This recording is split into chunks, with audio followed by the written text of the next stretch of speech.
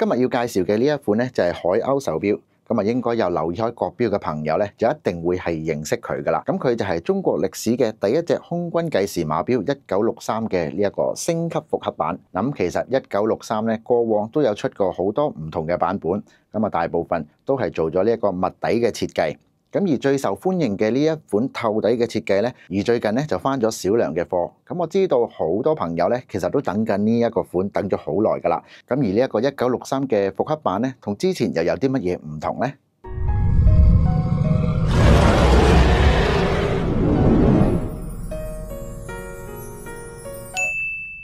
？1963可以話係海鷗錶裏邊咧最經典嘅款，最多人熟悉嘅一款手錶。咁啊，甚至乎去到外國咧，好多人都會揾呢一個款式。嗱，咁講翻舊嘅版本1963咧，錶殼嘅直徑就係37.2mm，而錶鏡咧就係用咗呢一個亞克力嘅膠面。咁而今日所帶嚟嘅呢一款同大家介紹嘅咧，就係1963升級嘅復刻版，咁啊保留咗好多原廠嘅呢一個設計。不過喺錶盤嘅顏色上邊咧，新舊版本咧就有啲唔同，而新嘅版本咧就帶有啲米黃色，而舊嘅版本咧就帶有少少嘅綠色。咁喺錶盤上邊有兩個計時盤，3點位置。新嘅版本咧就加長咗呢一支計時分針，對稱翻左右嘅呢一個計時盤。新嘅版本明顯就加深咗呢一個刻度嘅顯示，同埋中國嘅天津手錶廠嘅顏色。咁而保持不變嘅就係呢一個金色嘅字釘啦，藍色嘅時分針，紅色嘅秒針，仲有5角紅星。咁而今時今日睇翻呢一個手錶款式咧，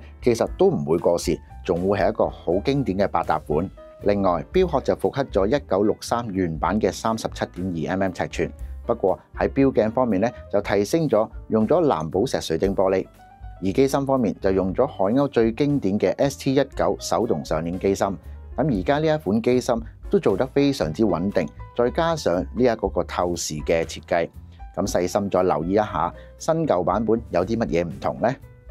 新版本可以見到喺機芯上邊咧就刻咗呢個天津手錶廠嘅字樣，再加上機芯嘅打磨咧就全面咁升級咗。咁好多朋友都中意1963透底就多過呢一個密底嘅原因咧，都係因為中意睇到呢一啲機芯嘅細緻位。另外，除咗有一條黑色嘅皮帶之外咧，仲會配多一條綠色嘅帆布帶俾大家。之後我哋再睇下呢一款1962嘅手錶啦。咁啊，唔知道大家有冇聽過或者有冇睇過呢？咁如果大家想知道更多嘅話咧，就不妨可以留言話我知。下次咧就睇下有冇機會再同大家分享下呢一款1962嘅系列。嗱，如果大家係有收藏開國錶嘅朋友，或者係新加入嘅一啲朋友咧，咁想開始試下了解玩國錶嘅呢一個樂趣咧，咁我極力推介嘅就係呢一款海鷗款嘅1963，絕對係一個非常唔錯嘅選擇。咁如果有興趣嘅朋友咧，不妨即時去翻我哋嘅佐敦裕華國貨嘅中華國錶國潮裏邊咧睇下、了解下或者係試戴下嘅。嗱，咁喺外國嘅朋友 click 翻以下條 link，咁上去我哋嘅網站裏邊咧就可以揾翻大家心水嘅手錶啦。咁而呢一款手錶咧翻貨就其實都唔多嘅，咁如果賣晒嘅話咧就唔知道要等到幾時啦。好，咁臨走之前咧記得 subscribe、comment、like and share， 撳翻個鐘仔，當我哋 update 最新嘅資訊嘅時候咧，你又收到最新嘅消息。好啦，咁又係時候同大家講再見，拜。